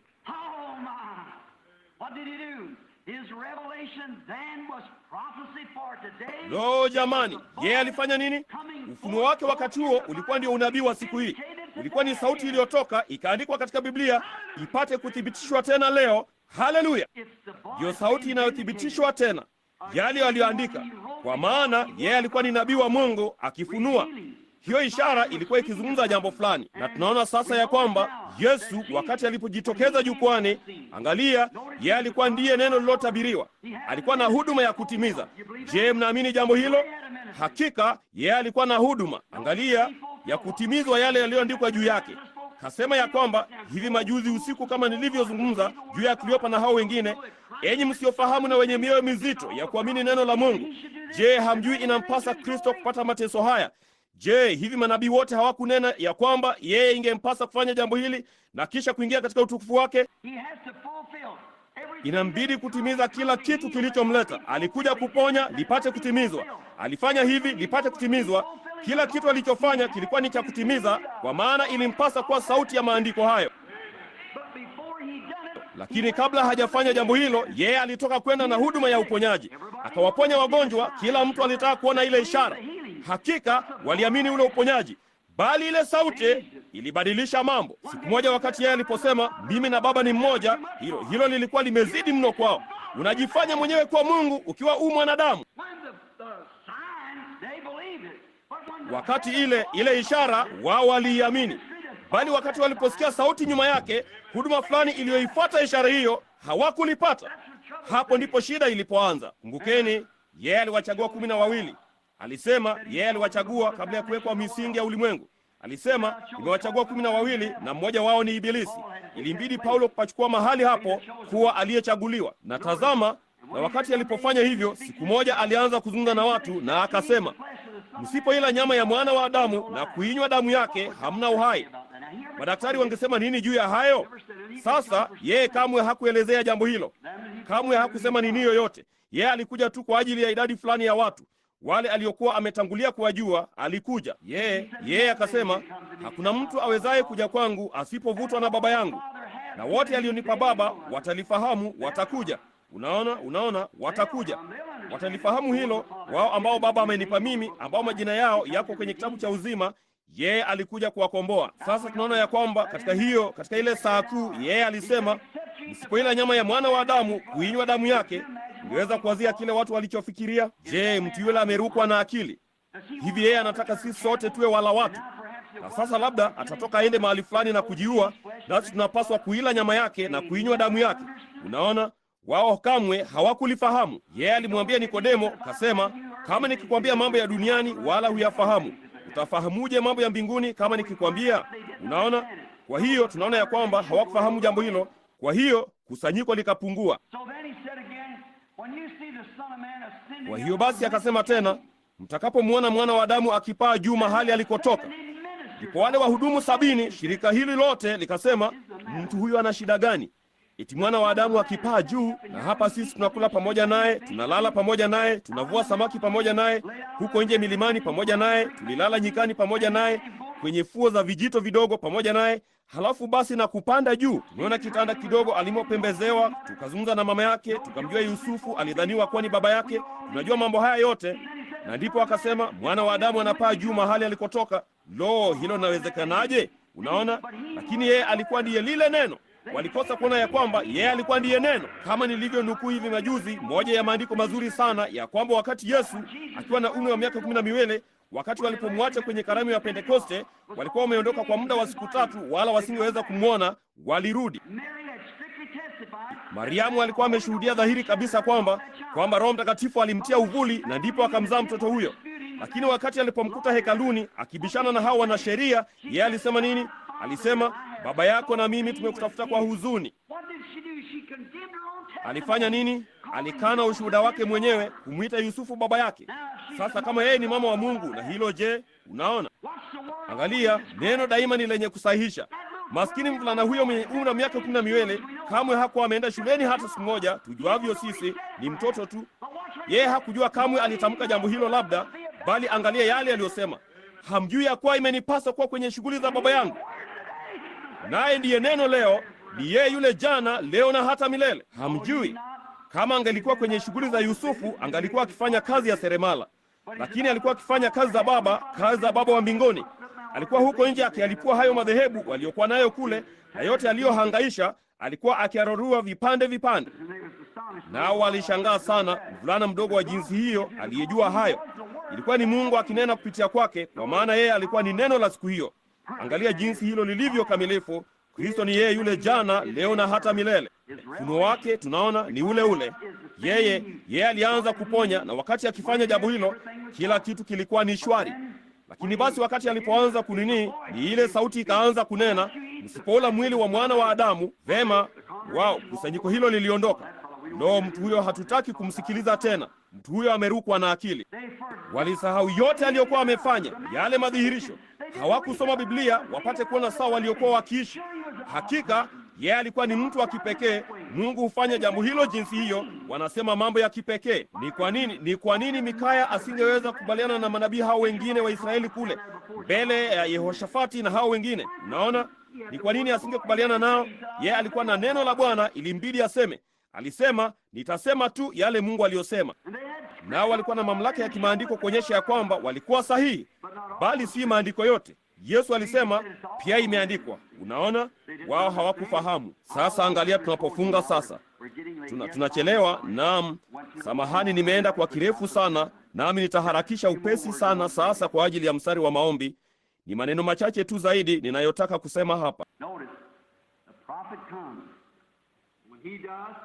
Angalia, nabii alikuja, na anapokuja inaonyesha ishara, na halafu kuna sauti fulani katika ishara hiyo ambayo hunena. Sauti ambayo inanena, sauti ya kimaandiko ambayo inapaswa kuwa ni kulingana na Biblia, ikiakisi neno kwa wakati huo. Daima imekuwa hivyo, daima itakuwa hivyo, kwa kuwa Mungu hawezi kubadilika. Sasa angalia huduma ya kwanza ya Yesu. Lo, hao wote, kila mtu alimtaka kanisani mwao, Lo jamani, yeye ni mtu mkuu. Hakika yeye alikwenda kwenye masinagogi yote, akasoma magombo na kuketi chini, kila mtu rabii kijana. Lakini siku moja alianza kuwazungumzia kwa namna nyingine. Ile sauti ya ishara ilianza kunena, na wakati sauti hiyo ya ishara ilipoanza kunena, hakuna mtu aliyemtaka. Mmoja wao alisema, mtu huyo ana kichaa, ni mla watu, akijaribu kutufanya sisi sote tuwe wala watu. Unaona, yeye kamwe hakuelezea jambo hilo, aliwaacha waende zao. Wengine waliofuata, tunaona ya kwamba wale 70, lile shirika la wahudumu aliokuwa pamoja nao, walipokuja, vema, mtu huyo anawezaje kupaa juu? Vipi? Kwani yeye ni nani? Mbona hapa anajifanya kuwa sawa na Mungu? Hilo ni neno gumu. Nao wakaondoka wakamwacha. Ndipo akawageukia wale wanafunzi na kusema, je, mnataka kwenda pia? Unaona, wasingeweza kwenda. Walikuwa wameona jambo fulani, walijua maandiko na walijua jambo hilo lilikuwa ndilo lenyewe. Hawakuweza kuelezea yale aliyokuwa akinena habari zake, bali waliamini hata hivyo. Kamwe hawakuuliza maswali, halikuwasumbua. Waliamini kwa sababu ilikuwa ni thibitisho la maandiko. Je, mnaamini jambo hilo? Petro alisema, Bwana, tungekwenda wapi? Wewe peke yako una maneno ya uzima wa milele. Waliona jambo hilo, walijua jambo hilo, kwamba yeye alikuwa ni nani, na hayo ndio aliyopaswa kufanya. Haidhuru, hatuwezi kulielezea. Unaona, walikuwa wamechaguliwa kuupata uzima kabla ya kuweka misingi ya ulimwengu. Wakati nuru hiyo ilipoigusa, walijua jambo hilo. Hakuna kitu kingaliwaondoa kwake hata iweje. Ilionekana kana kwamba Mafarisayo walikuwa wamembana upande mmoja na mwingine. Halikuwasumbua hao wanafunzi, walisonga mbele moja kwa moja. Hata hivyo, kwa kuwa waliamini jambo hilo, sauti yake ilinena wakati huo. Sasa huenda nikasema jambo hili, sauti yake itazungumza siku moja, ishara itakuja, nayo itafanya nini? Ishara ya Laodikia haina budi kuwa jinsi ilivyokuwa wakati huo. Kutakuwa na sauti itakayotuzungumzia katika siku ya mwisho. Kumbukeni, ishara ya Laodikia, Yesu ni yeye yule jana, leo na hata milele. Na wakati alipotolewa nje ya kanisa pale, katika wakati wa Laodikia, tunaona yeye anatolewa nje tena, yuko nje. Angalia ile sauti. Kama mtu yeyote atashirikiana, kama mtu yeyote ataniruhusu niingie ndani, nitakuja na kula pamoja nao pamoja na mimi. Nitaingia na nitakuwa ndani yao. Akisimama nje ya utaratibu wa wakati wa kanisa, akibisha, akijaribu kuingia. Mtu yeyote akifungua mlango na kushirikiana na mimi kidogo, nitaingia na kula pamoja nao. Nitajitambulisha kwao kama tu ningaliweza kuingia, kama nilivyofanya kwenye barabara ya kwenda Emau usiku ule huko Emau. Kama ninaweza tu kuingia, nitajitambulisha mwenyewe kwao. Sasa Biblia ilisema ya kwamba hivyo ndivyo ingekuwa, na hivyo ndivyo ilivyo. Kristo kula, kujifunua mwenyewe kwao. Nitafunua ya kwamba ni mimi yeye yule jana, leo na hata milele. Mwana wa Adamu atafunuliwa katika siku hiyo, wakati kanisa wote na chochote kile vimekuwa Sodoma na mambo mengine namna hiyo. Nitakuwa nje, bali nitakuwa nikibisha, nikijaribu kuingia. Sasa tena, laiti ungeweza kuamini dhihirisho la kweli la wakati huu tunaoishi.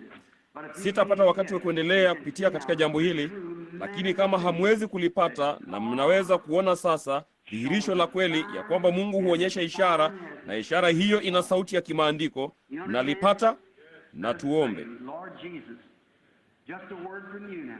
Bwana Yesu, neno moja tu kutoka kwako sasa la thibitisho ya kwamba ni kweli. Sasa Baba wa mbinguni, tunatambua kile kingekuwa ndicho mwisho wetu kama tukikutwa sisi ni shahidi wako wa uongo. Ningeenda wapi Bwana? Ni nini kingenipata? Mwisho wangu ungekuwa wapi kama nikipatikana kuwa shahidi wa uongo, ama nimejenga nyumba juu ya mabua makavu ama mchanga udidimiao? Mungu, tusaidie waaminio halisi, kama itatubidi kusimama peke yetu, kusimama juu ya neno. Tunaona ishara yako Bwana, tunaona ya kwamba jambo fulani linakaribia kutukia. Tunajua ya kwamba wakati wa mwisho umewadia, tunajua imeahidiwa kwetu. Sasa jalia tusishindwe kuona jambo hilo.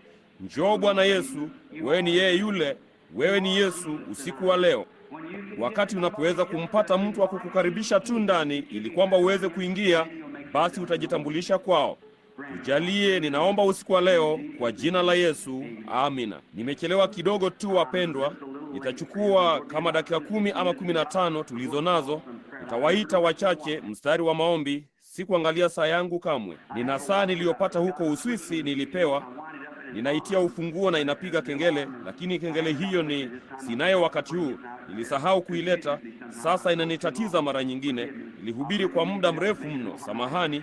Labda nitalipia deni jambo hilo, labda kesho usiku. Kadi za maombi, hiyo ilikuwa ni kitu gani? Ilikuwa ni namba ngapi? Alisambaza kadi zipi za maombi? Ati 1 mpaka 100. Ilianza wapi wakati uliopita? Kuna mtu anayekumbuka? 1 kuanzia 1 halafu mpaka 50 ama 25 ama mahali fulani ilikuwa ni 50 wakati huo. Hebu na tuite kutoka 75 basi usiku wa leo. Tuliita kutoka 1, 25 na 50. Sasa hebu tuite kutoka 75. 75. Ni nani ana kadi ya maombi? Inua mkono wako.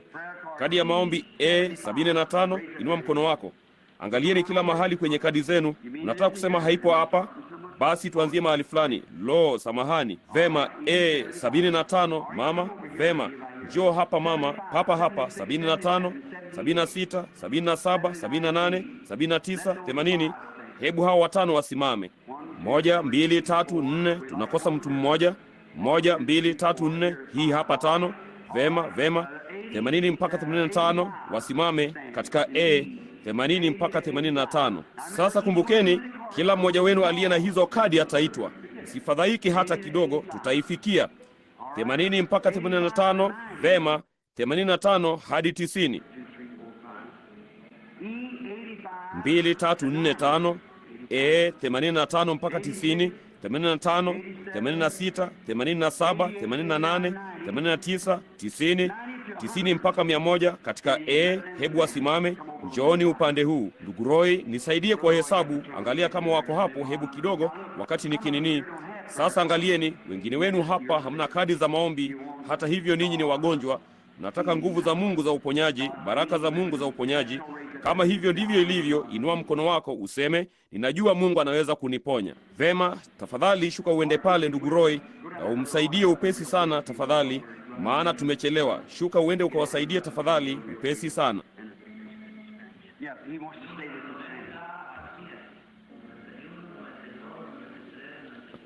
Naam, anataka lisemwe kwa Kihispaniola.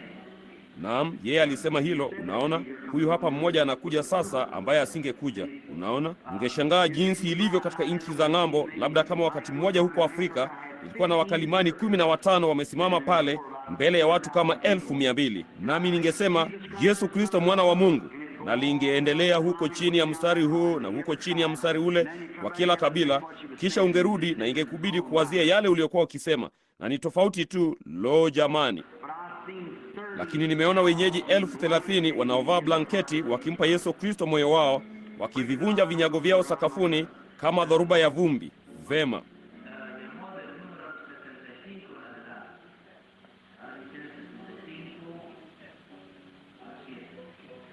Vema, je, kuna mtu anayekosekana hapo ama chochote kile kingine? Naam, inalihakikisha jambo hilo. Hilo ni sawa ndugu. Eti hivi ulipata kunini?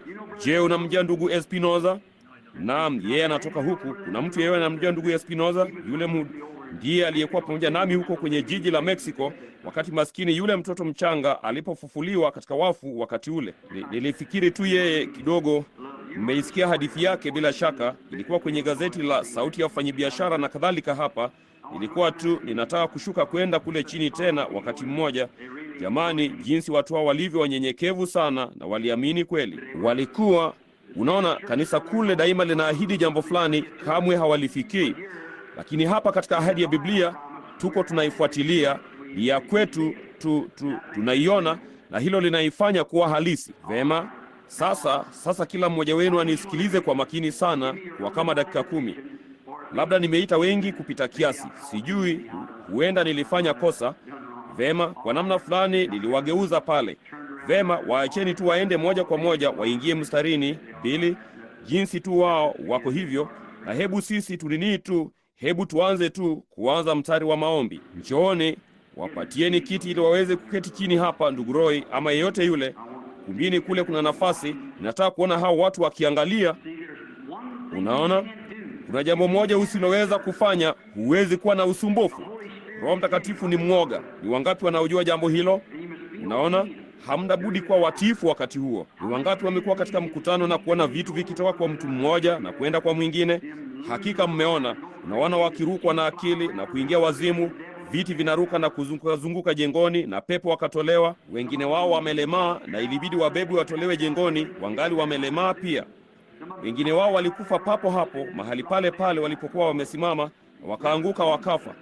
Moja kwa moja tu mbele zetu. Unaona, hatuigizi kanisa, ni Roho Mtakatifu. Hamna budi kuamini. Mtu fulani alisimama wakati mmoja akijaribu kunifanyia kupumbaa akili kule Canada. Ni upi ule ulio ng'ambo ya Detroit? Ni mji upi ulioko kule juu? La, ng'ambo ya pili kutoka Detroit, Windsor. Naam, alikuja kule. Walikuwa wamemkodisha kwenda kuwapumbaza watu akili kwa ajili ya jeshi, unajua, kuwafanya wabweke kama mbwa na mambo kama hayo. Na jamaa huyo ameketi pale, ninaendelea kuhisi roho wa ajabu na niliiona hiyo. Ndipo Roho Mtakatifu akasema, "Muite." Kasema, "Ewe mwana wa Ibilisi, kwa nini akaweka hicho moyoni mwako kuja hapa? Kwa kuwa umefanya jambo hilo, watakubeba wakutoe hapa." Yeye angali amepooza. Hilo limekuwa ni kama miaka 12 iliyopita. Walimbeba wakamtoa nje. Naam, Mungu angali Mungu. Jambo hilo ni kweli. Unaona, ni yeye yule, habadiliki kamwe. Kama tu tunaweza kuamini, hilo tu ndilo linalotupasa kufanya, ni kuwa na imani. Sasa angalieni upande huu na muamini.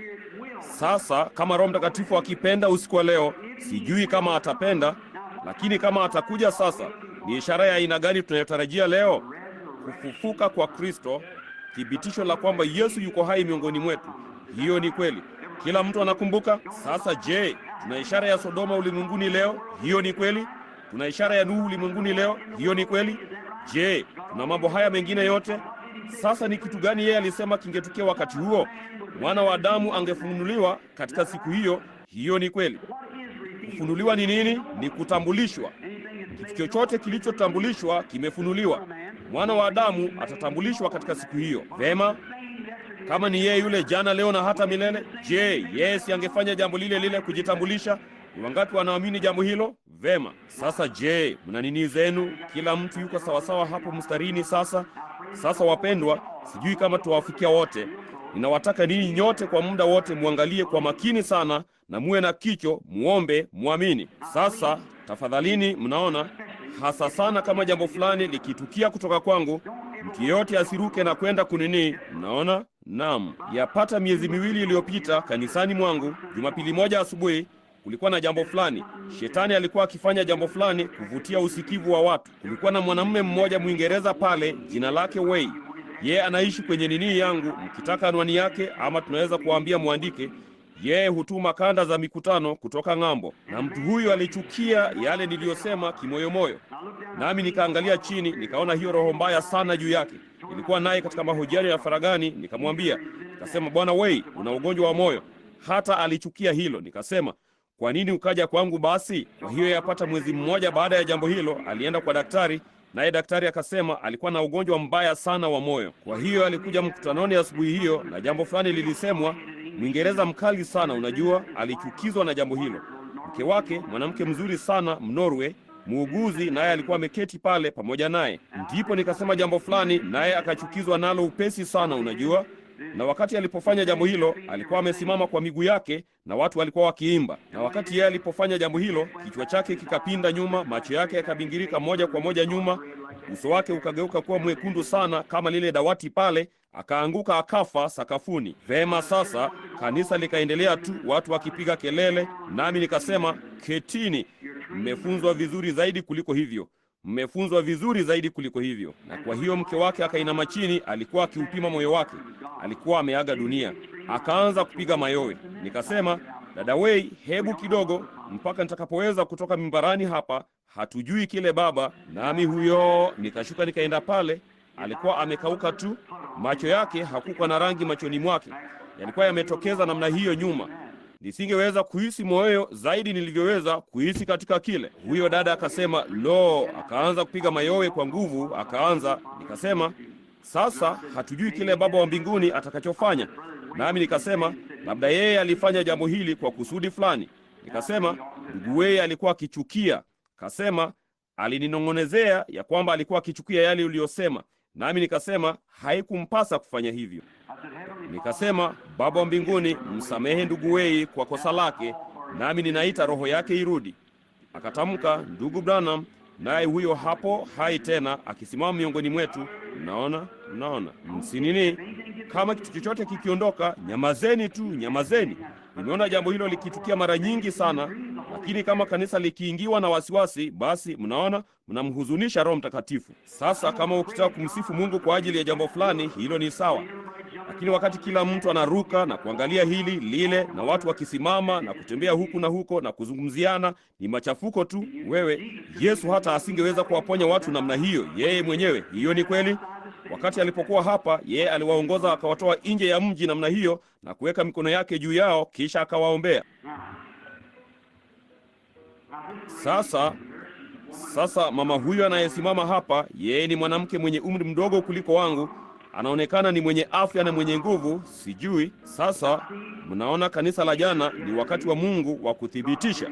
Mwekee mikono na umwombee, mwache aondoke, uone kama alikuwa na imani ya kuponywa. Hivyo ndivyo Mungu alivyofanya jambo hilo. Lakini yeye aliahidi jambo lingine. Sasa unaona, neno ahadi kwa ajili ya siku hii, nina hakika mnafahamu ninalomaanisha. Sasa ninapata badilisho hapa mahali fulani, kwa hiyo naam, nafikiri hii ni bora zaidi. Sasa kama mama huyu simjui mimi, bali Roho Mtakatifu anamjua. Sasa hii hapa picha ya Biblia hasa kimandhari. Kama ulipata kuwa huko kamwe, kama tu ilivyo sasa, kile kisima kingali kipo na mizabibu imekuwa juu yake. Yesu alikutana na mwanamke fulani na akamwambia shida yake ilikuwa ni nini, naye akajua hiyo ilikuwa ndiyo ishara ya wakati huo ya kwamba Masihi alikuwa yupo hapo. Hiyo ni kweli. Yule mwanamke alilijua jambo hilo vema. Kama ni yeye yule leo, naye aliahidi kujifunua mwenyewe vivyo hivyo, basi itabidi iwe ni ishara yake tena. Sasa ninatumaini kila mtu anafahamu ya kwamba simaanishi ya kwamba huyo ni mimi, wala simaanishi ya kwamba ni ndugu zangu hapa ama mtu fulani huko nje. Inamaanisha ni Yesu. Mnaona, Kristo, si mti wa mafuta. Mnaona, yeye alikufa apate kuifanya huduma yake iendelezwe na kanisa lake ambalo linatambua neno lake. Hilo halimaanishi, hilo lilileta tofauti yote kwangu kuliko yeyote wa watu hawa hapa hata kidogo, ama mmoja aliyeko huko nje. Sisi sote ni wenye dhambi waliookolewa kwa neema, bali ni ahadi yake. Yeye aliahidi kufanya jambo hilo, na hiyo ndio sababu ninasimama hapa sasa, kwa sababu yeye aliahidi jambo hilo, naye alisema nenda ukalifanye. Kwa hiyo hilo hakuna hofu. Basi sasa mama, ninataka uniangalie kidogo tu, kufundisha na kuhubiri. Kwa kawaida mikutano yangu ilipofanikiwa sana katika utambuzi na kadhalika, ni wakati meneja alikuwa akihubiri, Bwana Baxter na hao wengine wangehubiri kwa muda kidogo, na haikunibidi kufanya jambo lolote ila kwenda jukwani. Nikatoka moja kwa moja chumbani kutoka mahali fulani nikiomba, nikatoka nikaenda moja kwa moja. Walikuwa tayari wameufanyiza mstari wa maombi, niliingia tu moja kwa moja. Unaona, lakini sasa inakubidi kujigeuza tena. Kuhubiri ni kipawa, kuhubiri kulikovuviwa. Unaona, na kipawa hicho, wengine ni mitume, wengine ni manabii, wengine ni walimu, wengine ni wachungaji, wengine ni wainjilisti. Hivyo ndivyo vipawa vilivyoko kanisani. Mnaona, lakini inawezekana ya kwamba tungeweza kuwa na zaidi ya kimoja, kama vile Paulo ama yeyote wa hao. Sasa mradi tu kuna mitume, inabidi kuwe na nabii. Mradi tu kuna nabii, inabidi kuwe na mwinjilisti. Ni kwa nini wahudumu husema kuna mchungaji na mwinjilisti bali hakuna nabii? Unaona, huko ni kuchagua unalotaka kulifanya liseme jambo fulani ambalo halisemi. Lakini Mungu ndiye anayejifasiria neno lake. Yeye husema kama ni kweli ama si kweli. Sasa kama Roho Mtakatifu atanifunulia jambo fulani ambalo umefanya, ama wewe ni nani ama lolote lile, inamaanisha sijui. Unaona, ni kama ndoto tu. Unaona jambo fulani linarudi tu nyuma, na lolote nisemalo, ninachoona ninasema. Unaona, na basi hiyo ni ishara. Unaona, na kuna sauti ya hiyo ishara. Ishara itafanya jambo hilo. Sauti ni kile inachosema. Basi kama hiyo ni kweli na hayo yote ni kweli, basi yale ninayohubiri hapa juu ya neno hili hayana budi kuwa ni kweli, maana huo ndio utambulisho wa wito. Sasa hivi hilo halikuthibitishwa na Biblia usiku wa leo. Sasa je, wasikilizaji, mnaamini hilo kwa moyo wenu wote? Sasa hili napaswa kulitatua. Sasa simjui mwanamke huyu. Huu hapa mkono wangu umeinuliwa, na hii hapa neno la Mungu, na hawa hapa wahudumu wameketi. Mnaona, Simjui mwanamke huyu, sijapata kumwona maishani mwangu nijuavyo mimi, nasi hatufahamiani. Sina njia ya kujua. Kama hiyo ni kweli, ili kwamba tu watu wajue, inua mkono wako ili kwamba watu waone. Sasa je, tunaweza kuwa kama wale watu kule Sikari? Sasa niangalieni.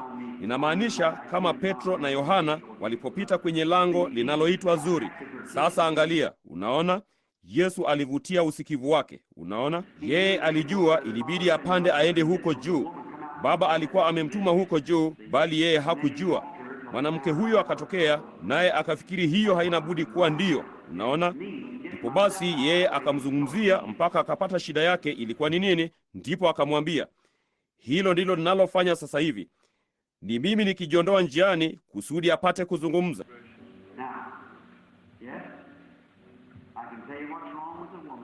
Sasa, naam, ninaweza kuwaambia shida ya mwanamke huyu ni nini kwa neema ya Mungu. Shida yake ni yeye ana vivimbe, na vivimbe hivyo viko kwenye tumbo. Kweli kabisa. Je, unaamini ya kwamba yeye ataviponya hivyo na kukupa afya? Wewe, je, unaamini hilo? Una mtu mwingine uliyekuwa ukiombea pia, sivyo? Unaamini ataponya macho yake na kumfanya mzima mvulana wako mdogo? Unaona, kwa kusema tu jambo hilo moja, ulielezea. Unaona? Vema, nenda zako sasa, amini jambo hilo. Hakulishika hapo kwanza, maana alikuwa ameshikilia hilo niani mwake. Niliona nuru ikiendelea kumulika nyuma juu yake tena namna hiyo, kwa maana alikuwa akiombea jambo jingine. Na lolote lile hilo hapo. Unaona? Unaona, kama utaamini tu. Lo, laiti ungaliweza kulielezea. Sasa hilo linapaswa kumfanya kila mtu humu ndani. Mtu huyo mmoja tu anapaswa kumfanya kila mtu aliye ndani humu aamini sasa hivi, sivyo?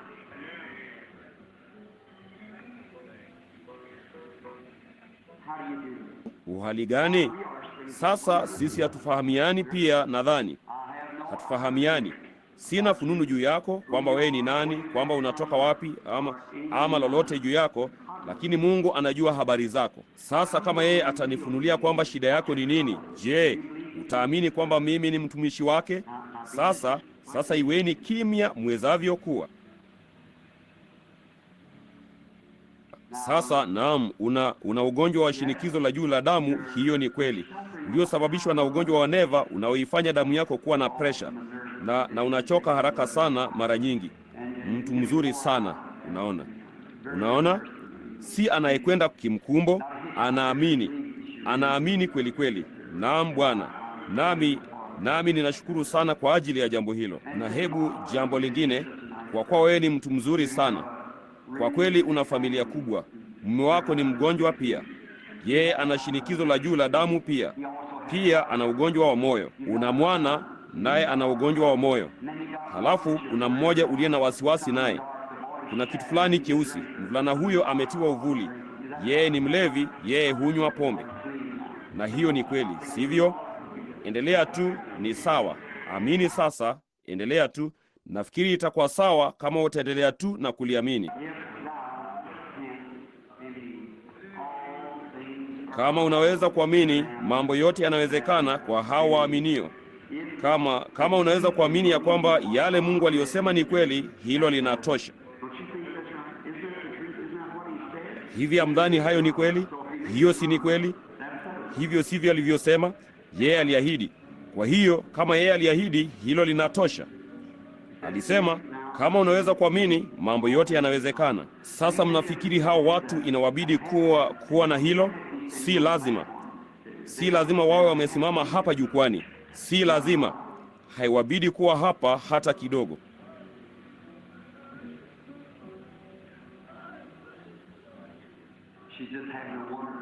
Yeye ana wakati mzuri sana huko nje. Na ninyi je, kwenye kusanyiko mnaamini kwa moyo wenu wote, kila mmoja wenu? Mama huyu anayeketi hapa akiniangalia pale ana ugonjwa wa moyo. Amevaa nguo ya kahawia, nywele nyeusi, amevaa miwani. Una ugonjwa wa moyo. Mara tu ilipotajwa juu ya mama huyo hapo, kitu fulani kilikugusa. Hiyo ni kweli. Sasa uko mbali sana na mimi, bali uliguza kitu fulani, sivyo? Je, sasa unaamini kwa moyo wako wote? Kama ukinini, inua mkono wako kama hiyo ni kweli. Vema. Sasa hivi utanifanyia mema? Huyo mama anayeketi karibu na wewe, ambaye ameinua mkono wake pale, yeye ana ugonjwa wa shinikizo la juu la damu, na kama ataamini kwa moyo wake wote, litamwacha pia. Kama hiyo ni kweli, inua mkono wako. Vema. Sasa niambieni kile walichogusa. Kile walichogusa. Je, unaamini Mungu anaweza kuponya ugonjwa wa moyo unayeketi pale ukiomba pia? Je, unaamini angeuponya moyo wako? Angeuponya kama ungemruhusu. Nini tu, ye amefanya jambo hilo kama tu utaamini, bali kwanza huna budi kuliamini. Huna budi kuamini. Unawajibika kuliamini, kwa maana hiyo ndiyo njia tu Mungu anayeweza kuponya.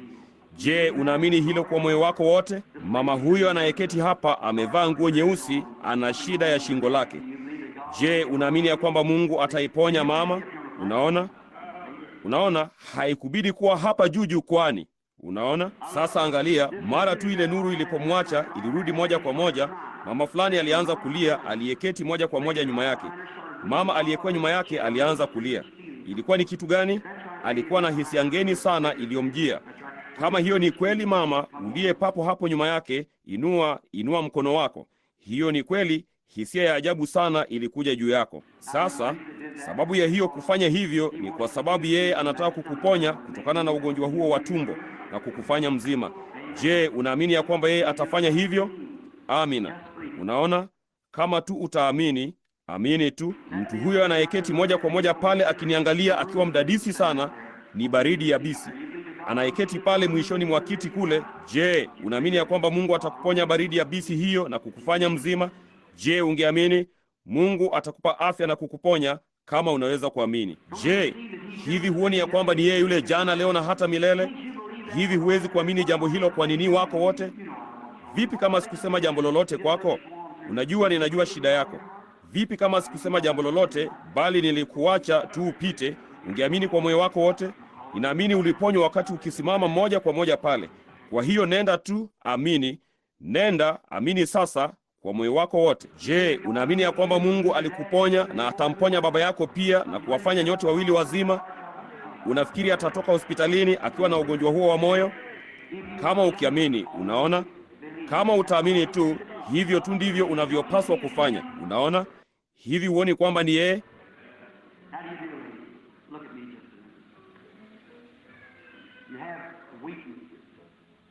Uhali gani mama? Niangalie kwa dakika moja tu. Una udhaifu mwingi. Hiyo ni kweli. Mama yako ni mgonjwa pia hapa, sivyo? Ana ugonjwa wa moyo. Je, unaamini ya kwamba Mungu atamponya mama yako ugonjwa wake wa moyo? Jambo jingine, kidogo. Mume wako anaponywa shida hiyo ya tumbo pia.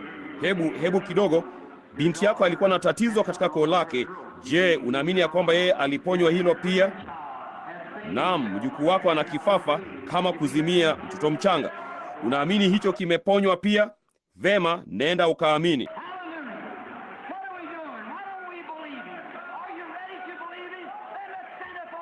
Haleluya! Tunafanya nini? Kwa nini tusimwamini yeye? Je, mko tayari kumwamini? Basi hebu na tusimame kwa miguu yetu wakati yeye anapoita Roho Mtakatifu. Simameni na mumpe sifa na mumwamini sasa hivi kila mmoja wenu. Ninatamka ya kwamba Roho Mtakatifu yupo hapa, Biblia imetimizwa. Na katika jina la Bwana Yesu Kristo, hebu kila mmoja wenu ampe sifa sasa, nanyi mtaponywa. Amina.